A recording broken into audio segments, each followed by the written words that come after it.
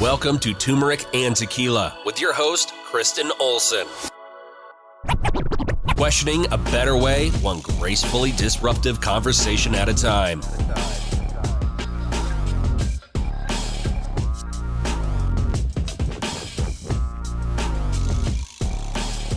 Welcome to Turmeric and Tequila. I'm excited to be with you here today. We've got an exciting conversation that's going to come at you. We're bringing in some East Coast energy, which if you listen to Turmeric and Tequila, you know I love that as a Colorado kid. Before we jump in, let's give some love to our sponsors, Lux Neuro, offering neurofeedback and counseling where your heart and mind align. For more information about what neurofeedback can do for you, listen to the neurofeedback stories of transformation in the middle of this podcast.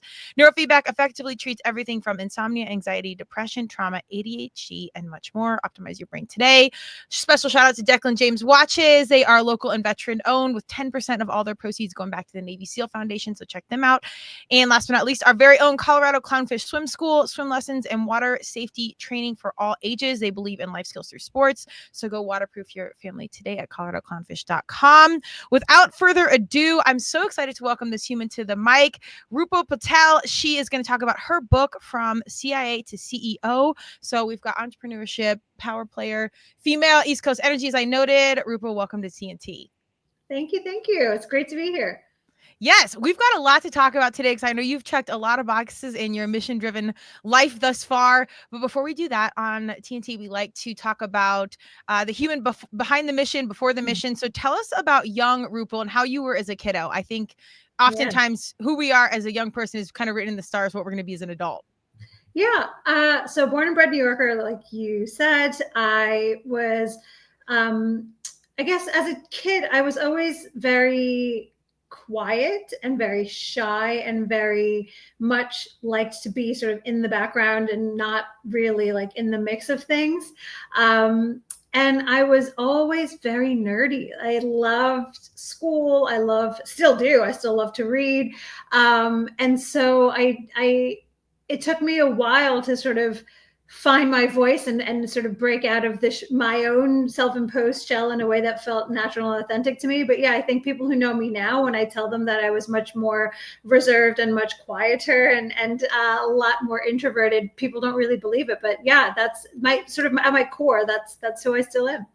I love it. So you kind of had those like secret agent vibes, like as the observer, as a young human. I think so. And it's funny that you made that connection because, it took me forever to make that connection, but it's true. Like, the world is so noisy and chaotic around us. And I come from a big family. Everyone's talking at the same time, chatting over the dinner table, blah, blah, blah.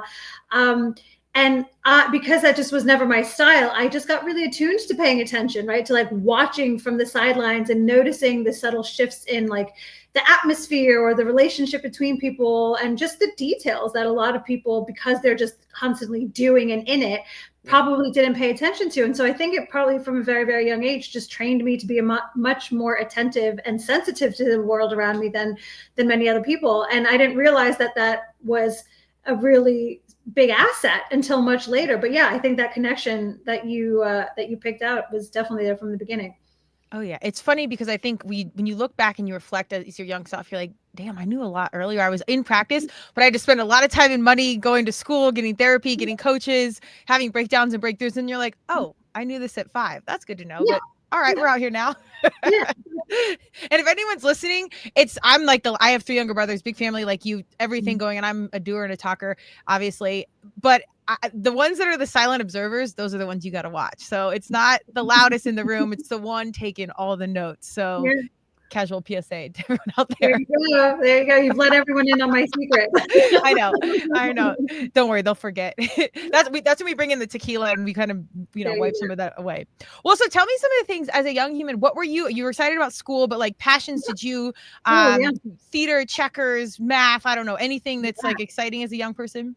I loved soccer, so I played my whole life. I loved, and still do, love writing. And I really loved learning languages. Like I was good at all of the things, but languages and sport and writing were stuff that I was very passionate about from a very young age. You could not have been teed up more to do CIA. Like, come on now. There you go, right? But it's Yes. so funny.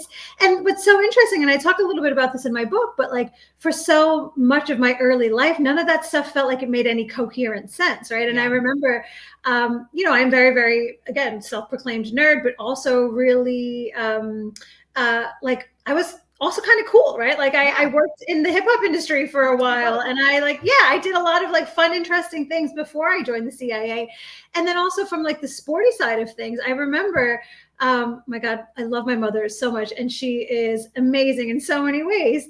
And yet when I was growing up, I remember she would tell me, she's like, because I was so proud of having really defined muscular arms. And she's like, women are supposed to be delicate. They're not supposed to have muscles. And I was like, well, we have muscles because we need them just generally to function as a human, but also like I loved my, you know, my sort of toned arms.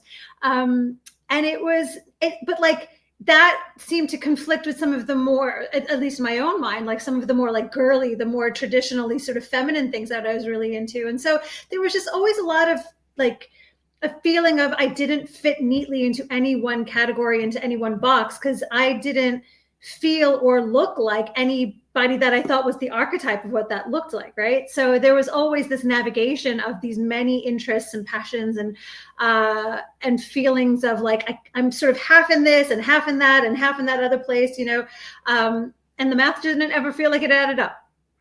Oh my gosh. Okay. So you're literally the perfect person for Turmeric and Tequila, because people are like, what is it about? I'm like, it's balance. You know, seemingly opposing things can harmoniously coexist. That can go a million different ways.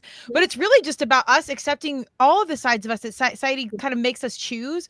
But that's when like the mental health, you know, rub comes in and like, well, wait, but I kind of am all these things. Why is that not okay? And we got to unpack the hip hop, because I want to know about that. I'm 44, so I was like 80s baby, 90s kid.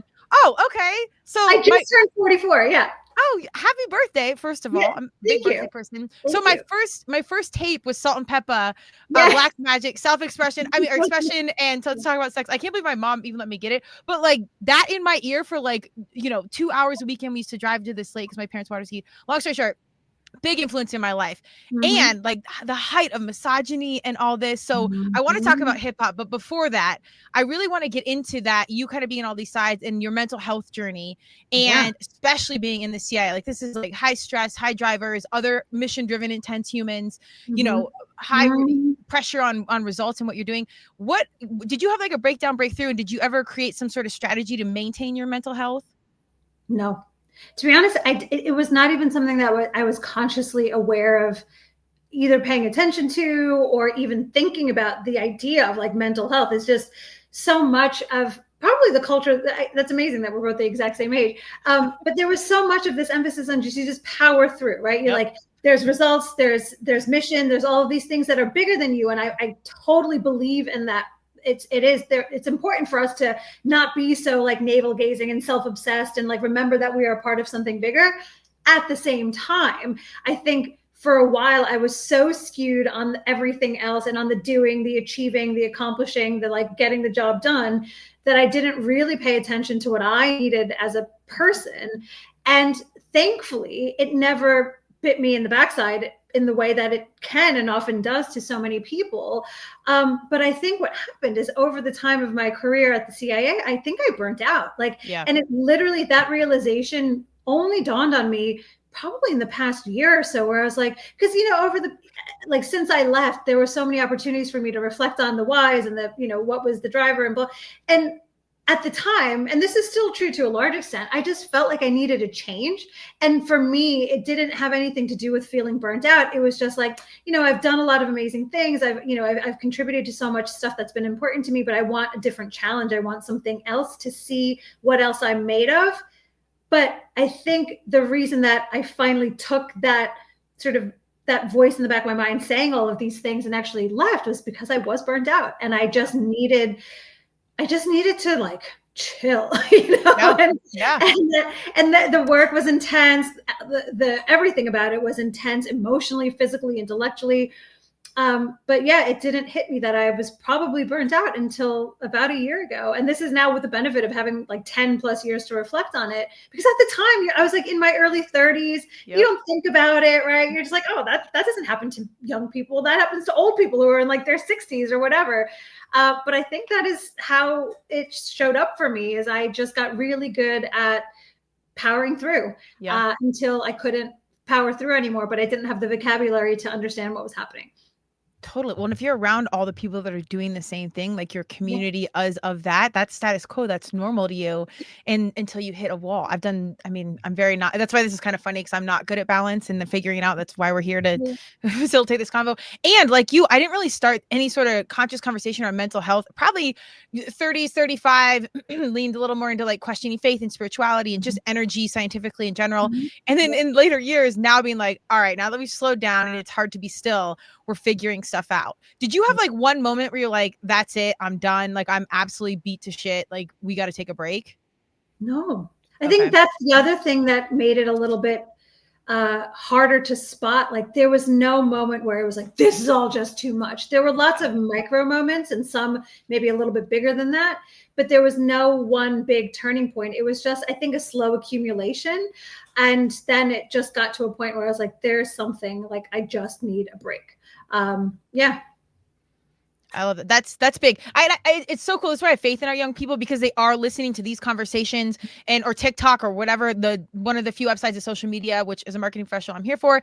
And there's balance to it, but they're questioning this stuff, decades before we were. And there's this hyper awareness that I think is really an advantage. But on the flip side, I think it's important for people like us to be like, you don't have to have it figured out. Like there's still time to lean in and improve. And we got a lot of life ahead, knock on wood, that, we can still kind of apply this balance. We got to unpack this hip hop thing, because this pulls a personal string, no pun intended. When I graduated, I was a sports kid, played lacrosse in college, blah, blah, blah. George Mason University, shout out. So out east. And when I came home, we're not the biggest music scene. This was 20 plus years ago, but I did 2 internships with House of Blues and this independent label, and nothing big, but I got such a weird feeling being in it. It was the height of, you remember rap in the 90s. I'm a fan. I'm here for art and comedy. Yeah, it was the golden era. Dude. 90s was the best. Yeah, but it's bitches and hoes and like parties and like all this gray area that you're about to see with Puff Daddy, which we won't unpack, but all this stuff. And I have a Diddy story. I was going to say, whatever you want to share, like he's locked up now, so you're good. At least for the time being. I'm so curious on your experience, like anything you want to share. So I worked in PR at an indie hip hop label called Penalty, and their biggest the artist who had any fame for any amount of time was a guy named Nori, N-O-R-E, and he did this song. Oh, what was it called? The big hit. It was, you'll remember it. You can all Google it, but it was Nori. He started as part of a duo, Capone and Noriega, and then he branched out on his own. And anyway, so Nori was our big artist, and I was a senior in high school when I got that internship, and I stayed for the next 2.5 years. So I worked full time throughout college for my freshman year and then half of my sophomore year. And I had it was funny because it was like, I had some incredible, really supportive, wonderful, smart, like just with it humans that I worked with. And then all of the bitches and the hoes and the getting high in the office and the like treating people like shit and all of the like materialism and the emphasis on just like all the things that sex, at the time, loves, rims, and all of that stuff, right? And going to parties all the time, and obviously being in PR, you're constantly going to like, album releases and doing this, that, and the other thing. And I was in that scene for like a good part of my very young adulthood, and it is horrifying for me to think back on some of the things, like just how much license men felt they had with young women's bodies, right? Total strangers just grabbing you and in clubs and then like acting as if nothing happened, the disgusting things people would say to you. And this happens not just in hip hop, obviously, but everywhere. Right. But it was normalized in a way that it should never be normalized in any context. And it was like a weird thing to just have to mentally prepare for before you go to a party, before you go to a club, and also like brief your friends on like, hey, if this happens, or I mean, it's a weird world that women still live in, that men will never experience. And with the benefit of like time and reflection and stuff, like there were so many things that I just probably should have left sooner, and or just decided not to be a part of certain scenes. But I did it. And I never really thought twice about it at the time. It's just, that was the job. That's what you do. You go and you're like, basically get sexually assaulted as part of like your night out. And it's crazy. It's crazy.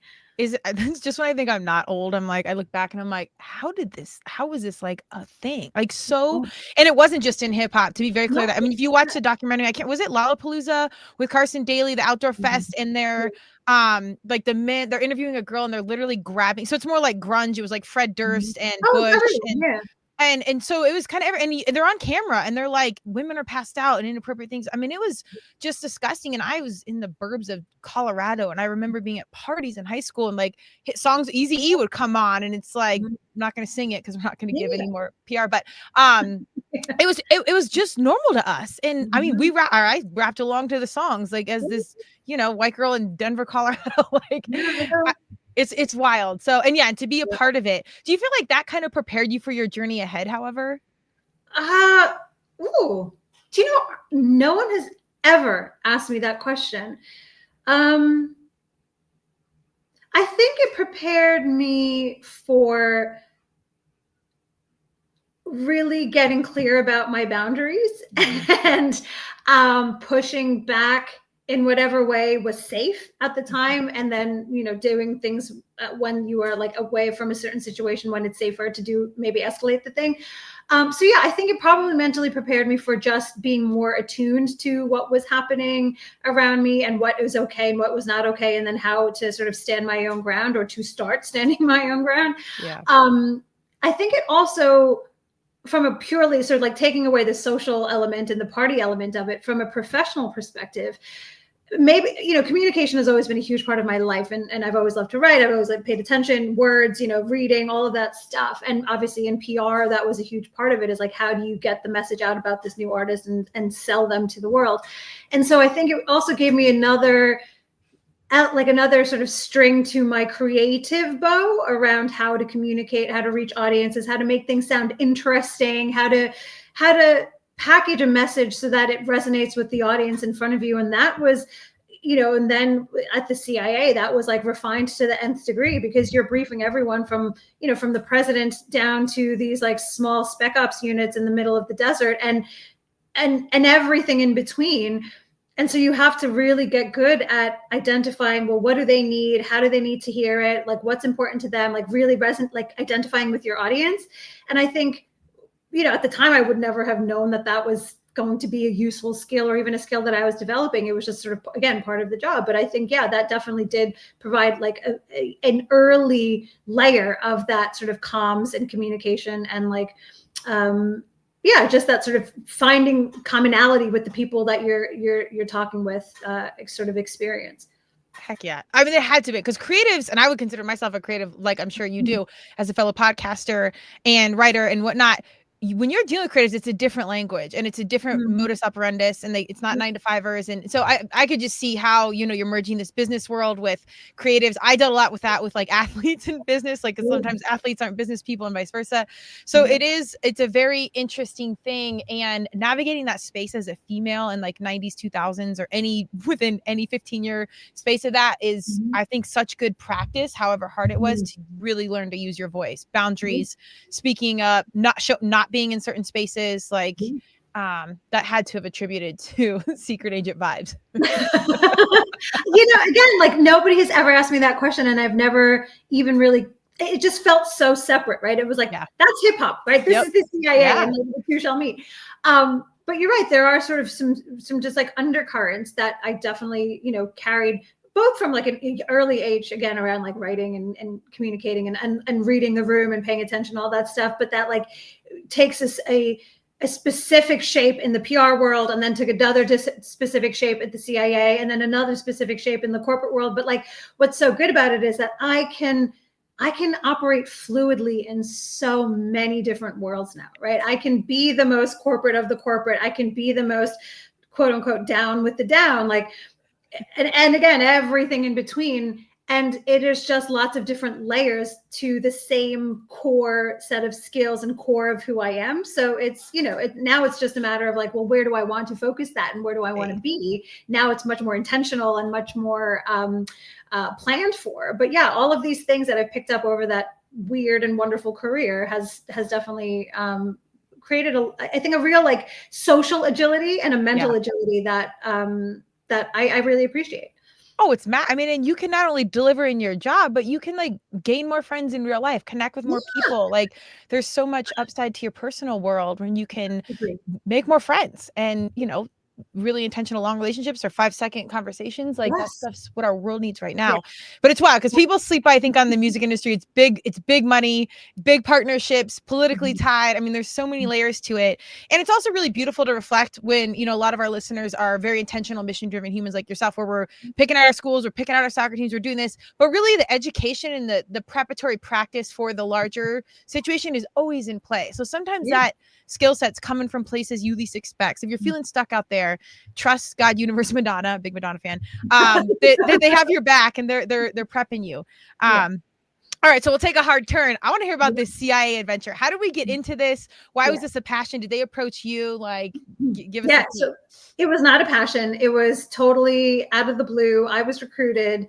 I had they weren't even on my radar. Like it didn't even occur to me that I could get a job or that there would be a place for someone like me at the agency. And so my plan when I was in graduate school, so I did political science in undergrad, and then I did an international affairs degree for my first grad degree. And when I was there, my plan was either to go back and get a law degree and like get a real job, or join the Foreign Service. And then it was the October of my master's, and a man from the CIA asked me if I would be interested in applying to work there, and I was like, okay. And he's like, yeah, I obviously it was so long ago, I don't remember the specifics of the conversation, but basically he approached me, asked me if I was interested, and then was like, okay, well, if you want to have a further conversation, let's chat one-on-one and like talk through what this could look like.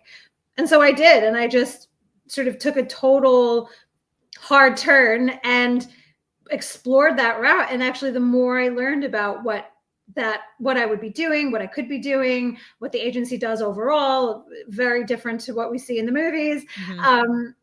It just seemed perfect. I was like, yes, I can, like, it just like checked all the right boxes around learning, around mission, around impact. And it was a no-brainer to say yes. But yeah, it was definitely never part of my life's plan.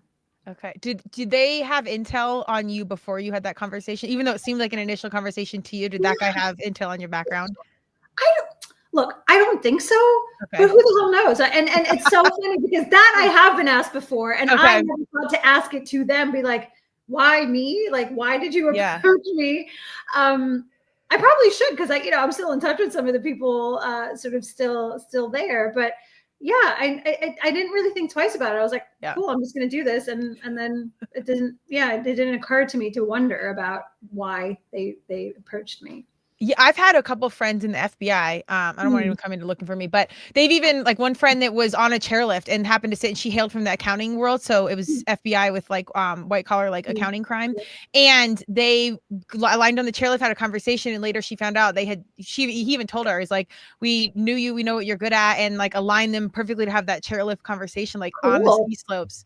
Yeah, I guess cool. But nowadays, I mean, you can kind of be your own FBI, CIA, and get on Instagram and find out everything you need to know about the human you're about to go on a date with, or like the intel is everywhere.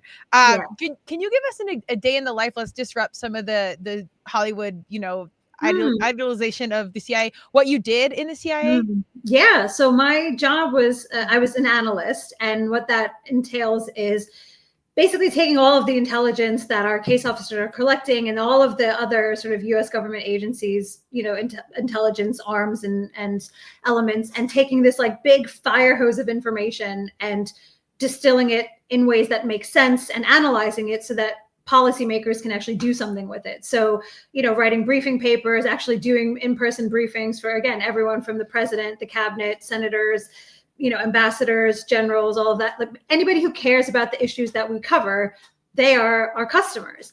And so the job of the analyst is to make sense of all of this information for them, and then to do a lot of work with the other intelligence organizations and sort of sense checking, double checking, sort of making sure, like poking holes in arguments so that whatever goes in front of the decision makers is like the strongest it can possibly be. And yeah, just sort of informing them. It's not about making policy. Everyone thinks like, oh, well, the CIA like does this, that, and the other. No, like the role of the agency is purely, it's not even advisory. It's like information and intelligence sharing and analysis sharing. And then what the decision makers and the policymakers do with it, sadly, in some instances, is out of our hands. But yeah, that's what a day in the life looks like. So it's a lot of reading, it's a lot of debating, it's a lot of meeting with colleagues from other countries' intelligence services or other U.S. government agencies, and then taking what we're learning out to the people who need to know it. 2 questions on this. One, did you walk away from that opportunity or that job or career space faithful in like what was going on in our world? Or was it more of like, God, we got work to do? I think there's always going to be that, God, we got work to do. Yeah. And what I left faithful of was the people that I knew in that building. And I was like, okay, good. Well, even if I'm no longer there, I'm glad that X, Y, and Z, all of these many, many amazing professionals that I worked with are still in the building. And, the CIA is a pretty exact microcosm of, maybe not exact, but it's a pretty representative microcosm of like the US population overall, right? And there's probably a bit of a skew, obviously, because of the type of work that we do and that it is much more international facing. But it's like everybody from every political spectrum, every educational background, every professional background. And it just was like, the way I lovingly refer to it, it was like the most wonderful amalgamation of weirdos in the world, right? Yeah, here for it. You would never imagine you would get to meet, or like that people like this existed. And then suddenly they're sitting next to you and you like find common ground about something, even though superficially there's like, you would never, ever be friends otherwise. I love that though. That is such magic. Fitness has provided that for my world. I'm here to absolutely be a weirdo and, like weird things that don't fit. My second part of that question, which you teed up so eloquently, which genre of music was popular in the CIA? Were they hip hop listeners? Were they country listeners? Like, give us the information there.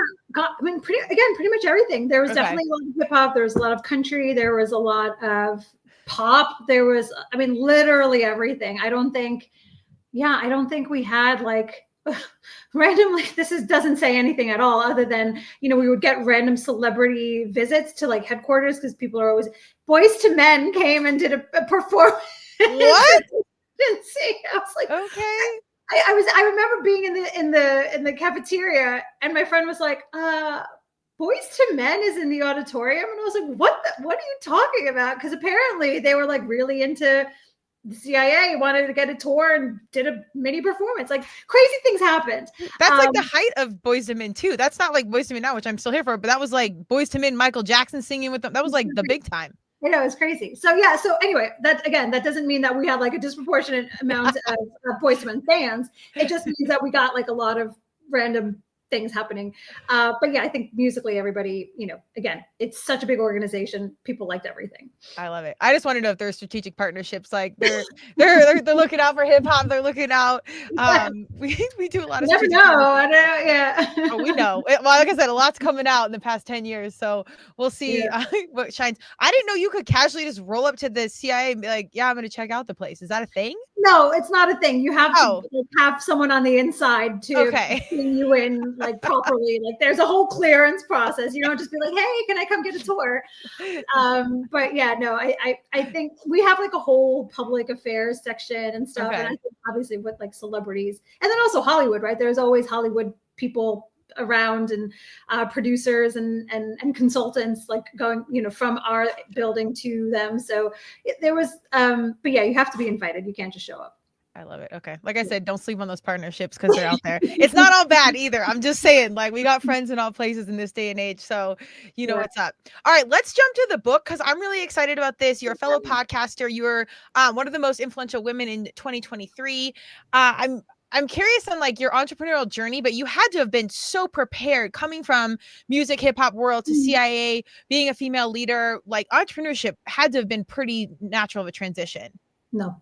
Okay, let's unpack it. Yeah.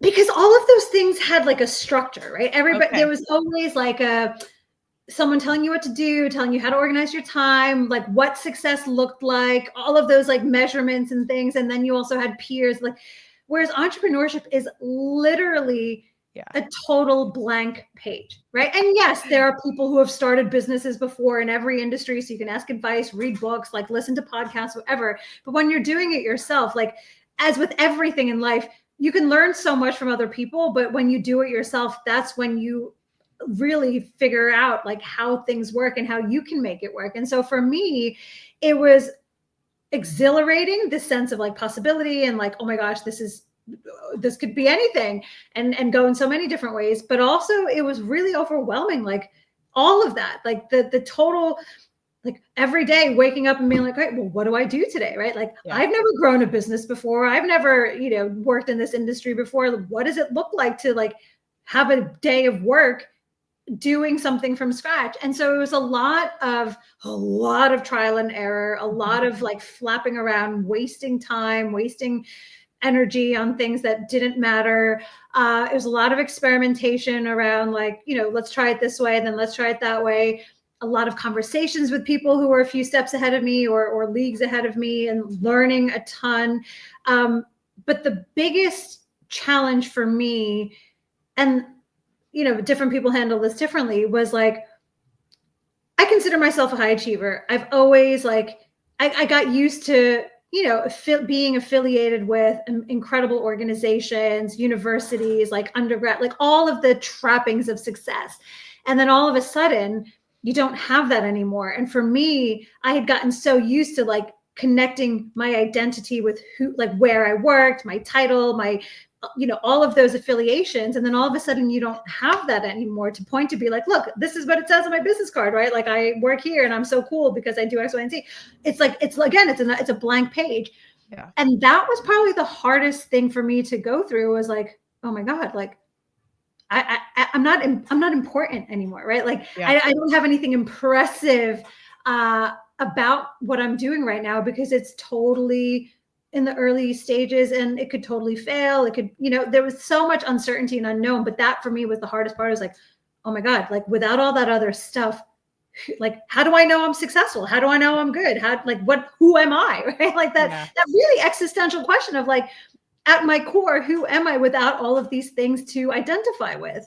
Because I was not used to thinking in that way. And it was really painful. I mean, it was a lot of like jealousy of my friends who had corporate careers and or not jealousy, but envious of like, wow, they're going on this business trip, or they're going on this like weekend away to the Canary Islands or whatever, or these fancy dinners. And I was like, I'm not doing any of that, right? I didn't have the luxury of like being able to spend money, because I had to save and invest every single thing I had in growing this thing. So there was a lot of like, for lack of a better phrase, a lot of soul searching, a lot of painful coming to terms with like, those big questions around like, who am I, right? Like, and what does this all mean? And how do I define success for myself? So I think that was the hardest part. But the CIA thing that I think helped through that experience, especially I would say like first 3 years or so, was just that sense of like determination and resilience.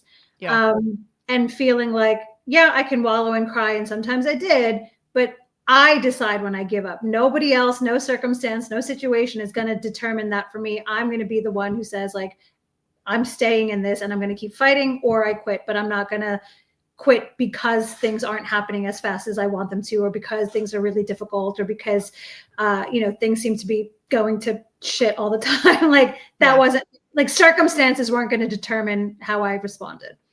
How old were you when you took this entrepreneurial leap? Yeah, I was 32. Okay. Yeah, 32. Okay. I think that's Yeah, that's extraordinary because I think it's hard. I started very early because coming from D1 sports, I was like, I never want a boss again. I don't care if I'm sleeping under a bridge or we're going to figure it out. My personality does not align with authority very well. So CIA was not calling, but I'm so glad I did it early. As things progressed, even as an entrepreneur of over 25 years, I still had to like kind of hit that bottom as things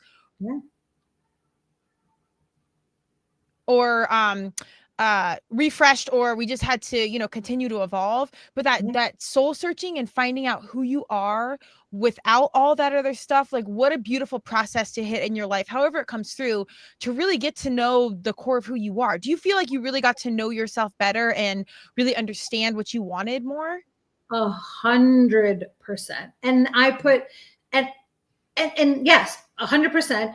And I put all of that, like as much as I possibly could, in my book, because I realized so many people struggle with that. And whether it happens in your 30s, in your 20s, in your teens, in your 50s, in your 80s, this is not a thing that people in the normal course of life will ever really spend or invest any time focusing on and paying attention to and thinking about, like, again, how do I define success for myself? What does it mean to like think about who I am without comparing myself to other people? How do I live a life of my own design as opposed to following a path that is expected based on religion, society, family, culture, like all of the things, right? And so that was what I was going through. And as you said, like the beauty of going through all of that pain was I did the work, right? I paid attention. I dug deep and like tried to process some of the baggage and the all of the, just like the big questions, and then found my own answers and my own way of handling the pressures and the uncertainty and all these other things. And now, and I think some of it also, I don't know if you feel this way as well, is like, as I approach this sort of like 40s and plus, it's just, there's this real sense of like, I'm good. Like I feel good in like who I am. Right. And yes, there's always work to do. There's always, you know, the achievements that I want to achieve. But I know that even if none of that stuff happens, like I'm already enough, right? Like that stuff is just icing on the cake. It doesn't have to define anything for me. And I'm good. Like, you know, if my life stayed exactly the same for the next however many years, like good. Right. And that is really, that was like something so worth fighting for, finding, doing the work for, because nobody can take that away from you, right? Mm-hmm. Jobs can come and go, promotions, social media, attention, like publicity, fame, all of that stuff. But like just being good in yourself, like that's really hard. And I'm so thankful now with the benefit of hindsight and experience that I did that, because I don't think it would have happened any other way. Right. Right. Hell yeah. I second all of that. I definitely, there's this just sense of peace of like, you just don't have to try so hard, or you don't have to do extra work, which I still unpack because I'm, you know, more is more always. And that's very ingrained in our souls. But it's a sense of self, and you start to like the random things about yourself and the way you do things. And that allows you to really appreciate the idiosyncrasies of everyone else out there. And, you know, not big things, like, I mean, the way someone puts on their sweater or closes the car door, weird things where it's like, why do you do that? And yet I so appreciate that you do that, because that's so authentically you. And the more we can lean into those things, like random stuff, like CIA to hip hop to whatever else, cooking or writing, like when you combine those things, I think that's like the magic and the purpose and like the intel of like, okay, now this is the arrow in the forest. This is where you need to go. It doesn't seem like it makes sense, but just put all this, stir it together and move forward. And it adds up. And also to just like stop feeling like you don't like yourself, right? Like I think that always feeling like you have to fix something or change something or conform to something, it's exhausting. And like I did that for the probably first, like, I don't know, 60% of my life, right? And it's exhausting. And I'm glad that I don't do that anymore.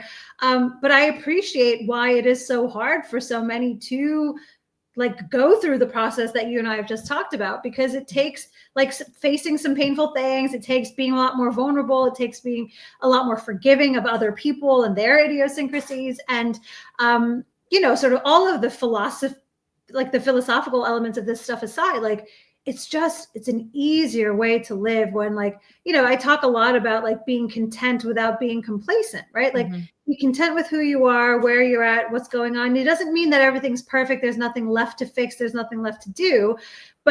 And that's where you're not complacent, right? Like, you recognize what needs to be done, but you're not obsessing over it anymore, right? These are just, you accept it and you do the work, but you're not like constantly like beating yourself up for everything that you perceive to be wrong or faulty or whatever else.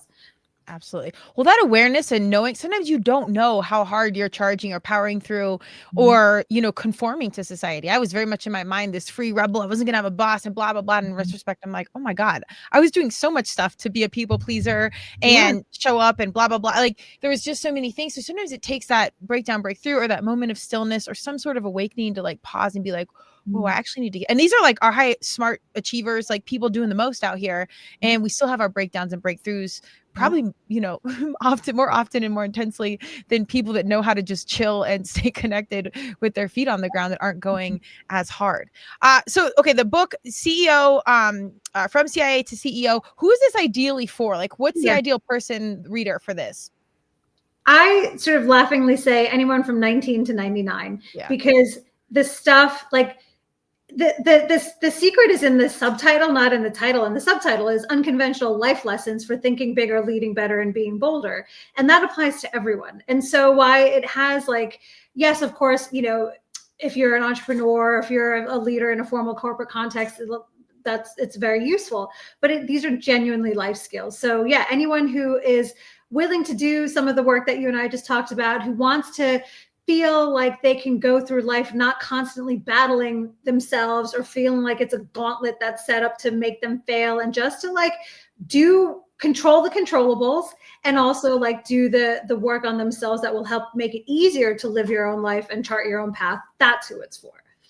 I love it. And I think, and I honestly think you could write the book ideally for like 25 plus, but the way our world's moving and the intel that's out there and our young people get it so much earlier, this is like 18, 19-year-old humans book. Like, you're graduating high school and you're looking to make a move. Like, it's just such a different reality than when we graduated high school. So I could see our young humans really asking these deeper questions earlier, which I'm absolutely here for. And it's the timeless stuff, right? Like, everything in the book is the timeless questions around like, what is it, like, what's important to me? What are my values? What is my legacy going to be? How do I show up in the world? How do I advocate for myself? How do I find my voice? Like, again, all of these things that it doesn't matter where in your life stage you're at, it comes up, there's an element of negotiation that I talk about in here. There's about like, project execution, about all of these things. Like, it's the tactics and the strategy. And I intentionally made it the kind of book where it's got so much like so many interactive elements to it that like you can dip in and out of it and be like, oh wait, this is a thing that I'm dealing with right now. Let me go back to that chapter. So yeah, it's timeless stuff for just thoughtful, like intentional human beings.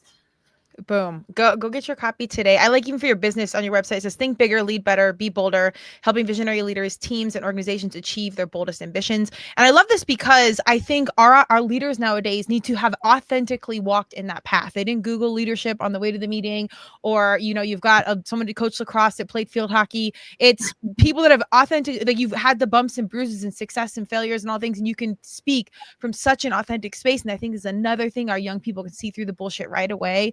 So it's so beautiful when we have strong women out here saying, here's the whole journey, here's my intel, like, let's move forward together.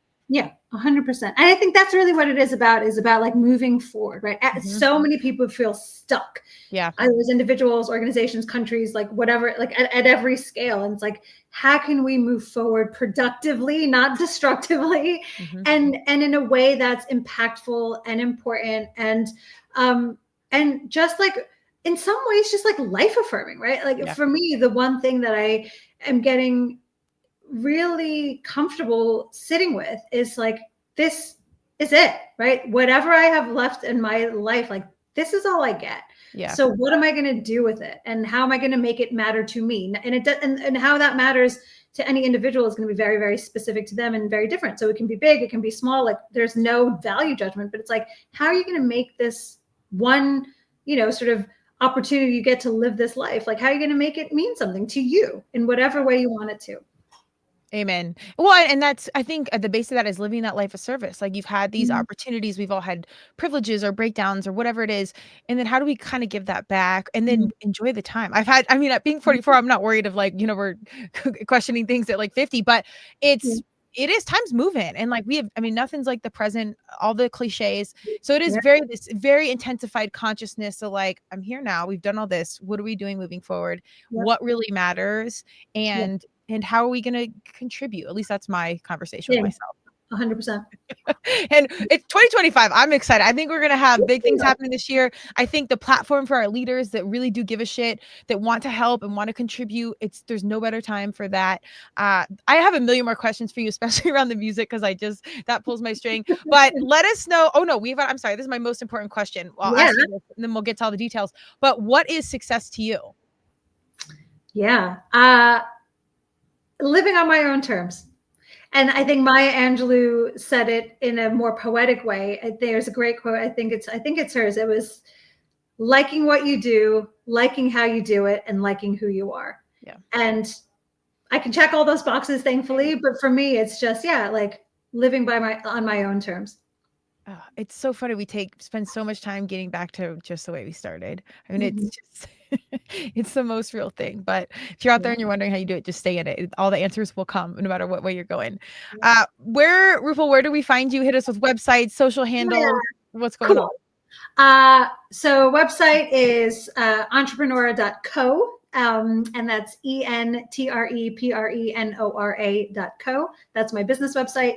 And then the only socials that I really am active on is LinkedIn and Instagram. And there I'm Rupal Y. Patel. Let's go. Is there anything coming up we need to know about that you're getting into? Speaking engagements, parties? Yeah. So album releases. Next. I do a ton of speaking engagements. So I'm coming, I'm going to be all over the US, Chicago, New York, DC, San Francisco, and then all over the rest of the world, in the coming months. But the thing I'm most excited about working on is I'm working on my second book this year. Hey, okay. Yeah. Do you want to say titles or anything? No, because it's still a work in progress. So that title comes last. Okay. Acceptable. Okay. Yeah. I love it. Well, I'm so excited. I love the energy. I love to see what you're going to do next. I think you're going to do something kind of totally different. Continue the speaking. You got to come through Denver and give a speech. I'm keeping a short list of some of my power players that I've had the blessed opportunity to have on the show and get them out here. I'm going to lean into public speaking even more this year. I love the community and everything around it, but I'm going to reach out to you guys and see who we can maybe pull to Denver and what we can make happen. So I'll put that to universe and see where things fall. Cool. Let's do it. All right. Go check out Rupal. She is crushing the game. She'll be here in Denver soon. I'm just putting that out there. I want to say a special thank you to our sponsors, Lux Neuro, Neurofeedback and Counseling. Lux Neuro wants to meet you. If you are ready to transform your life, visit them at luxneuro.com.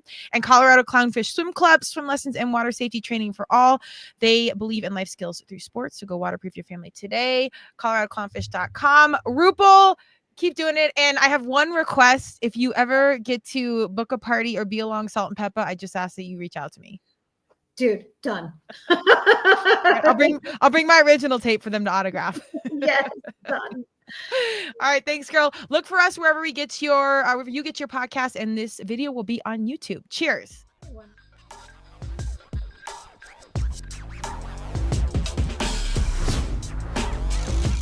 Thank you for joining Turmeric and Tequila with your host, Kristen Olson. Tune in next time, and don't forget to subscribe on Apple, Google Podcasts, Spotify, or wherever you listen.